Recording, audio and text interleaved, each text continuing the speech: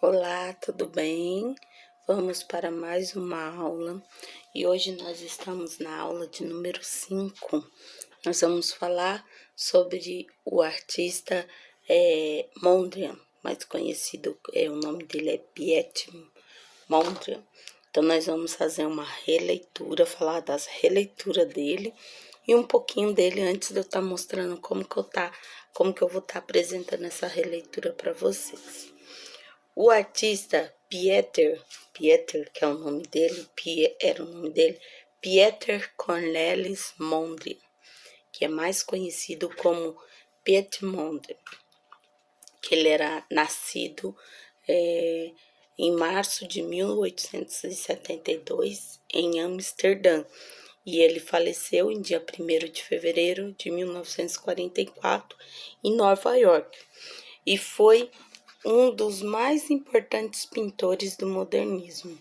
O grande feito do artista foi ter criado um movimento artístico conhecido como neoplasticismo. E além disso, ele ainda foi colaborador da revista Stigio. E aí nós temos várias obras dele, né? Então, o pintor nasceu num ambiente rural. Sua família era muito religiosa e desejava que ele fosse padre. Então, podemos observar nas obras de Mondrian que a religião teve grande influência nas suas criações. Durante toda a sua vida e obra, esse sentimento pode ser norteado no maior ou menor grau. Interessante que pela pintura veio que um tio trabalhava com arte. Então, com isso, Mondrian precisou enfrentar negações dos pais que eram ortodoxos e vinham para uma pintura em um conjunto para o pecado. Então, para atribuir essa negatividade, Mondrian começou a dar aulas de arte, dizendo a seu pai que gostaria de se formar professor. Então, a partir disso daí, ele falando que queria se tornar professor, o pai dele foi entendendo e aceitando ele a ser artista. Aí ele conseguiu intercalar a arte com o seu querer, que era o ser professor com o seu querer. Foi aí que ele conseguiu a aceitação dos pais dele se tornar um artista.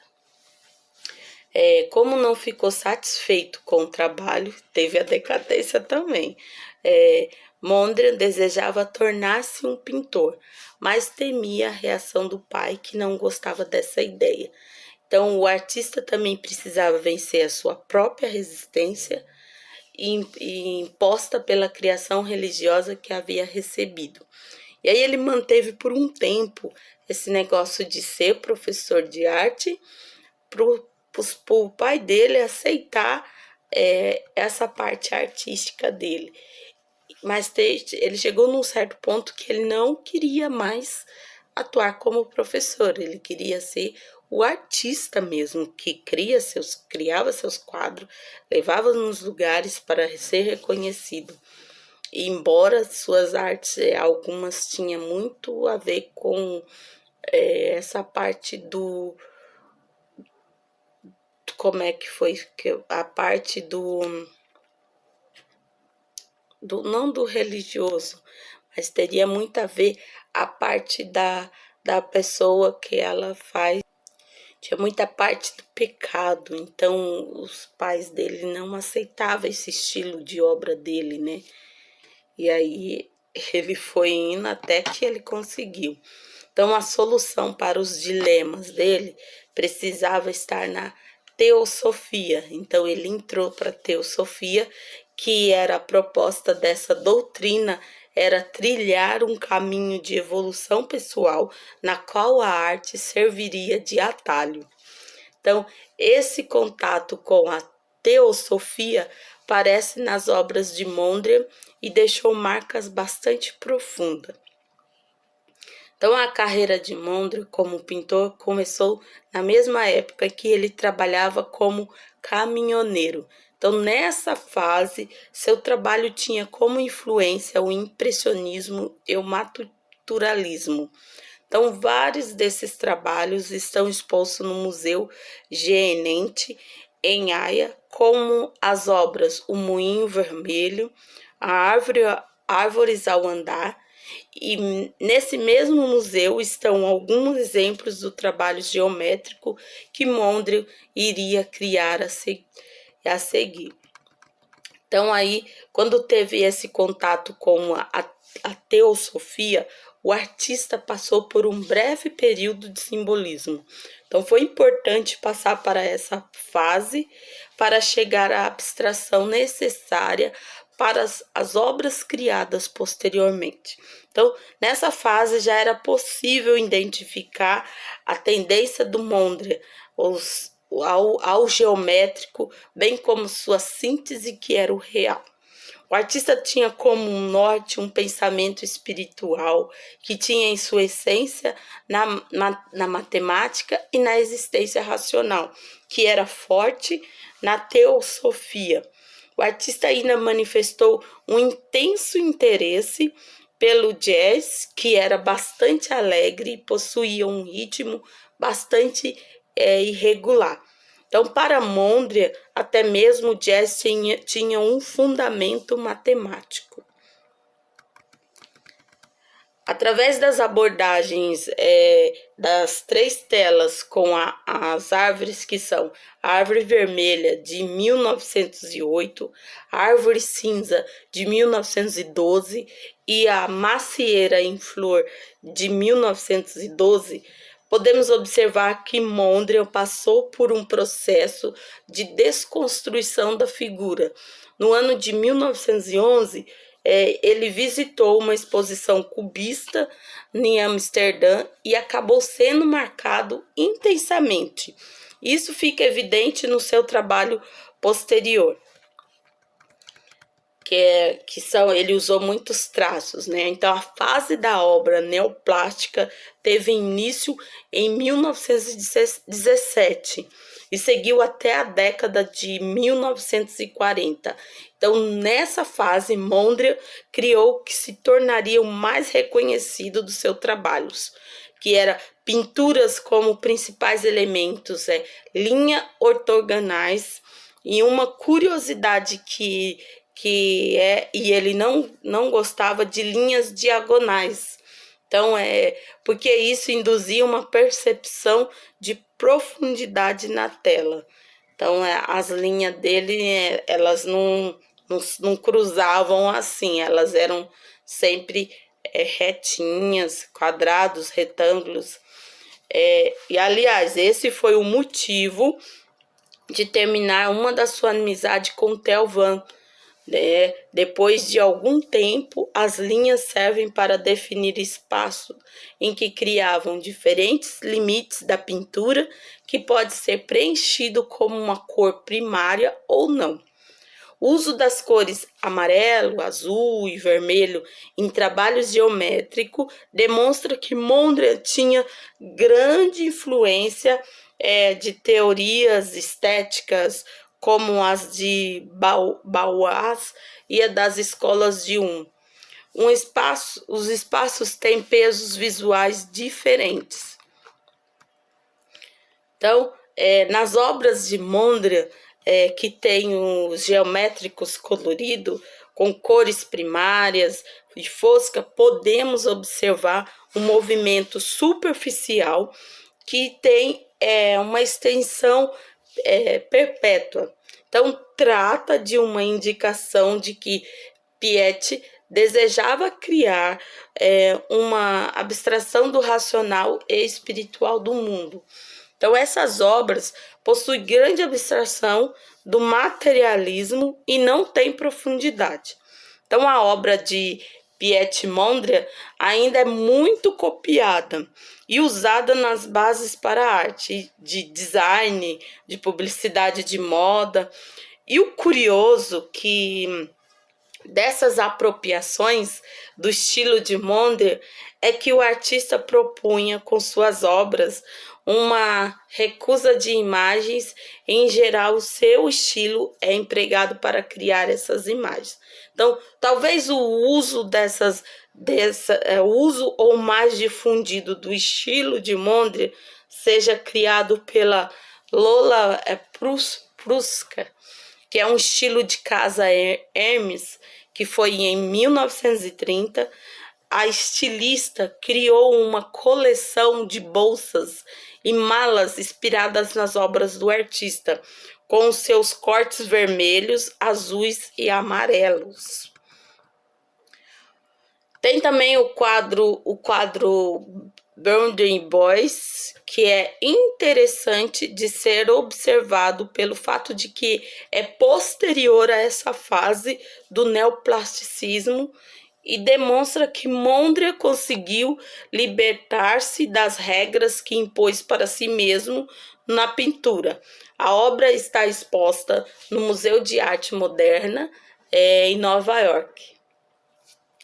Então tem as obras mais importantes de Mondrian, que foi as obras finais de Mondrian, que foi que ele demonstrava claramente a sua fase geométrica através de nomes empregados. Então, em 1908, o artista pintou as árvores, a luz da lua, a árvore vermelha, e no ano seguinte ele criou o quadro Paisagem. Em 1910, as obras A Igreja de Domburgos e O Moinho Vermelho. Então, em 1911 veio a obra da Evolução, e em 1912 as obras das árvores cinza, a macieira em flor. E no ano de 1903 ele pintou a composição, a árvore. Então, em 1917 ele pintou a fase neoplástica que teve início. Então, veio a composição com cores B, que foi em 1919. Ele pintou a composição em tabuleiro de damas com cores claras. Já no ano de 1921, veio a pintura da obra, composição com vermelho e amarelo.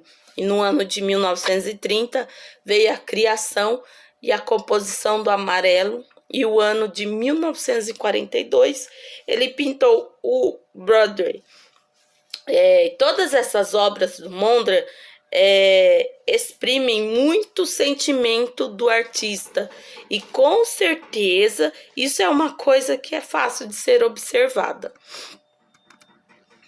Nascido na cidade de Amsterdã, e segunda maior da província, né, da Holanda, Piet Mondrian dedicou a sua vida inteira à arte, desenvolvendo diversas obras que se eternizavam pelo mundo inteiro, levando seu nome ao conhecimento de diversas pessoas que gostavam da arte. Então, a sua família sempre foi muito religiosa, e seu pai queria que ele levasse essa vida religiosa para frente, tornando-se pastor, assim como seu próprio pai. Então, a sua carreira de artista foi influenciada pelo seu tio, que mexia com pinturas, mesmo que a família achando que isso era errado e era o caminho que levava ao pecado. Então, vamos à nossa aula prática, feito à mão, Artes da Meire. Releitura do artista Mondrian.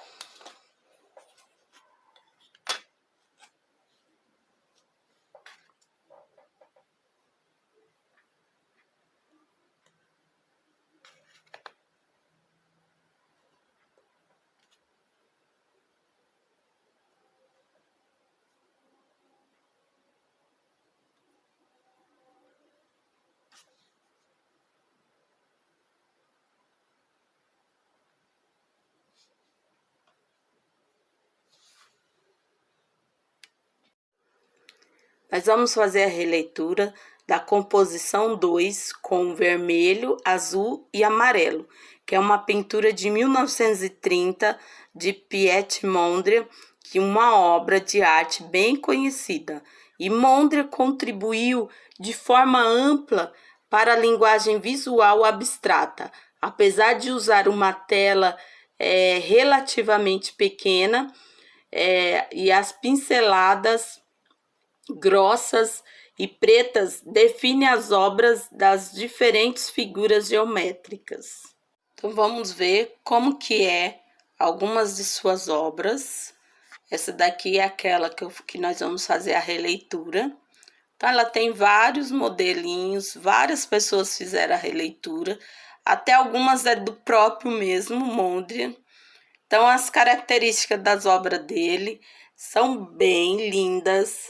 Por isso que vários lugares assim, design, gosta desse estilo que o Mondrian pintava. Então, porque ele remete essas cores coloridas que ele usa o branco, o amarelo, o vermelho e o preto. Então, ele dá o destaque para as cores primárias, o preto e o branco. Olha essa, cheia de quadradinhos. Então, são artes bem lindas que Piet Mondrian gostava de pintar. Então, aqui na nossa obra, na nossa releitura, nós vamos fazer uma dessa daqui, uma desse mesmo estilo aqui. Essa, olha que linda essa. Vamos lá? Mão na massa.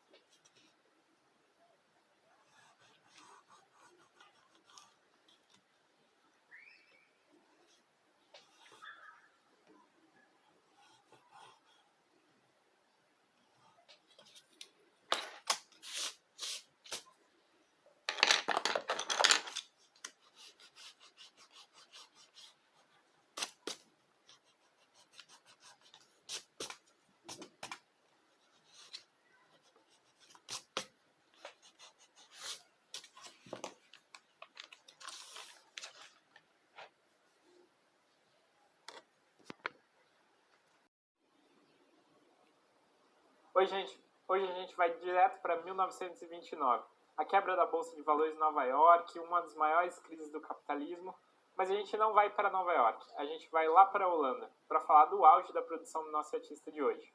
Hoje a gente vai analisar a composição em vermelho, azul e amarelo de Piotr Mondrian. Começando então pela nossa análise visual, a primeira coisa que a gente percebe olhando essa composição é que ela é assimétrica, ou seja, os elementos não estão organizados ao redor de nenhum eixo de simetria. Além disso, a gente consegue ver os planos dela e a gente percebe que ela só tem um plano compositivo. Ao contrário das outras obras que a gente já analisou aqui no canal, aqui ela não está simulando camadas e profundidade. Ela é um exercício de divisão do espaço. Começando então, no canto superior direito, a gente já tem a forma de maior tensão visual da composição, esse grande quadrado vermelho.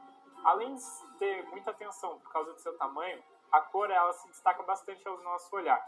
Tanto por a gente atrelar essa cor sempre a perigo e ao sinal de alerta, quanto a ter estudos que dizem que essa é uma das primeiras coisas que a gente começa a reconhecer biologicamente. Em oposição a esse grande quadrado vermelho, a gente tem no canto inferior esquerdo um quadrado azul. Na verdade não é um quadrado, a gente acaba percebendo ele como um quadrado porque os lados são aproximadamente iguais. E da relação de proporção dessas duas formas, a gente vai entender como o Mondrian vai construir a lógica compositiva para equilibrar essa composição. A gente vê aqui que o quadrado azul cabe 9 vezes dentro do quadrado vermelho. Ou seja, o quadrado vermelho é 3 vezes maior do que o quadrado azul. E essa proporção dos terços é a mesma lógica que a gente estuda na divisão do campo visual, mas aplicada nas formas compositivas entre si. Logo acima desse quadrilátero azul, a gente tem dois retângulos brancos verticais. E o peso deles vai ser contrabalanceado com esse grande retângulo horizontal que está à direita desse quadrado azul. E a gente vai perceber entre essas três formas também uma relação de proporção, sendo que os retângulos verticais, os dois juntos, cabem dentro desse retângulo horizontal. Completando a composição e ajudando a distribuir essa tensão visual causada da relação do quadrado vermelho com o quadrilátero azul, a gente tem no canto inferior direito dois quadrados do mesmo tamanho, sendo que um deles é amarelo. Esse quadrado amarelo ele vai chamar o nosso olhar para aquele canto da obra. E unindo essas formas vermelhas, azuis, amarelas e brancas, a gente tem uma forma preta, que é bem complexa, mas que o nosso cérebro tende a reduzir ela a linhas verticais e horizontais. E dentro dessas linhas, elas têm quase toda a obra a mesma espessura, mas dois pontos têm uma espessura um pouco maior do que as outras, e eles também servem para distribuir o nosso olhar na composição, criando dois pontos de tensão visual que estão fora dessa diagonal. E isso tudo equilibra a obra. Essa obra ela parece simples no primeiro olhar, né? Um quadrado vermelho, um quadrado azul, um quadrado amarelo e o resto branco e preto. Mas logo a gente consegue ver que ele trabalha a relação da proporção entre as formas para criar um equilíbrio de um jeito muito sofisticado. E o que eu sinto quando eu olho para essa obra? A primeira coisa que eu percebo é esse grande contraste entre preto e branco que são opostos. Além disso, a gente tem a relação entre três cores primárias, que geralmente são trabalhadas com cores que complementam elas para facilitar a nossa percepção. Essas três cores relacionadas, elas criam mais contraste visual. E tudo isso me dá muita tensão visual. Eu vejo essa obra muito tensa, tentando se equilibrar. E o que me faz sentir tensão. Quando eu olho para essa obra, eu fico tenso. Sinto uma grande tensão de entender que equilíbrio é esse que ele está propondo. Vamos então agora falar da obra do Piotr Mondrian e da influência dele na sociedade. O Piotr ele nasceu numa família camponesa super religiosa. Tanto é que vai lá para a Holanda para falar do auge da produção. Tanto é que ele começa a ter contato com as artes por causa de um tio dele, que era pintor, e ele tem muita vontade de seguir nesse caminho, mas ele encontra grandes restrições da família por causa da religião. Eles acreditavam que seguir esse caminho era uma espécie de pecado e uma espécie de se perder dos dogmas religiosos. E aí, o Piotr, para contornar essa situação e conseguir interagir com a arte, que era um desejo muito forte dele, ele vai e segue a carreira de professor. Ele propõe para a família dele que ele vai estudar artes, mas focado em ser professor e não ser artista. E aí ele vai ter a aprovação da família e vai seguir nesse caminho, se formar e exercer a magistratura. A gente vai ver que mais para frente a religião vai acabar influenciando ele no modo de pensar a pintura. A religião em si não, mas um espiritismo. Mas então ele está seguindo essa carreira de magistratura, só que em paralelo ele vai desenvolver os trabalhos artísticos dele, as pinturas. fazer os seus estudos de árvores até que ele consiga desenvolver uma linguagem própria. E, junto com isso, ele vai se envolver cada vez mais nos movimentos artísticos e de vanguarda que estão surgindo. Na Holanda, vai fazer viagens a Paris, por exemplo. E se envolvendo nesses movimentos, ele vai acabar abandonando essa carreira de magistratura e começando a viver só da arte. E hoje a gente encontra a obra dele em vários museus importantes e em coleções importantes. Mas eu falo isso de todos os artistas aqui, né? Porque, no fundo, todos eles já estão estabelecidos. Acho que talvez no futuro a gente pode pensar num quadro de novos artistas, talvez. Pensando então no impacto mais sociocultural da obra do Mondrian, como eu falei, ele vai se envolver com várias vanguardas europeias e movimentos artísticos, até que ele vai criar o próprio movimento, que vai chamar de Still. E esse movimento ele vai envolver uma gama de produção visual: design, arquitetura, pintura, escultura, design gráfico. Ele vai ser divulgado por meio de uma revista, mas também vão ter as obras que vão concretizar esse movimento. E esse movimento, a gente vai ver que ele tem uma linguagem muito própria. E dentro dessa linguagem, ele vai ter uma busca por um purismo formal que vai acabar por influenciar o funcionalismo que a Bauhaus vai propor dali para frente. Então, quase todo objeto funcional tem um pouco dessa característica que o Mondrian propôs nesse movimento. Além disso, a gente vê que a obra dele influenciou diretamente, pictoricamente, algumas coleções de moda, como por exemplo da Yves Saint Laurent, algumas da Hermès, até algumas coisas da Nike. Vamos falar então da parte mais rica do trabalho do Mondrian, que é essa pesquisa de linguagem que vai chegar nessa síntese visual, que vai combinar nesse neoplasticismo e nesse movimento de Still. O legal do Mondrian é que a gente tem um registro pictórico muito vivo de como ele foi abstraindo da figura até chegar no abstracionismo puro. Então vamos ver 4 obras dele aqui que ele vai passando por alguns movimentos e algumas experimentações e a gente vai entender o raciocínio da cabeça dele. A primeira é essa árvore, que ela tem muito do impressionismo e do pós-impressionismo. Essa árvore, ela avança para um estágio que tem mais a ver com o simbolismo, e onde ele já começa a experimentar com um pouco de geometria aqui, bem circular. E aí ele vai começar a buscar mais uma síntese das formas. E ele vai passar por esse cubismo, e é outra árvore que ele está pintando, onde ele chega nessa forma cubista já quase abstrata. E aí, por fim, ele vai entender que o que ele está buscando é uma síntese de cores e de linhas e formas. Então ele vai trabalhar sempre linhas ortogonais e cores primárias e vai chegar nessa época que é chamada de neoclassicismo. Então, colocando aqui as 4 juntos para a gente ver essa evolução. E o legal é que esse neoclassicismo e essa busca por uma síntese formal e um equilíbrio matemático, visual, vai influenciar, como eu falei, o funcionalismo e todos os objetos de design a partir dele. E esse foi o vídeo de hoje, gente. Eu tenho certeza que todo mundo já viu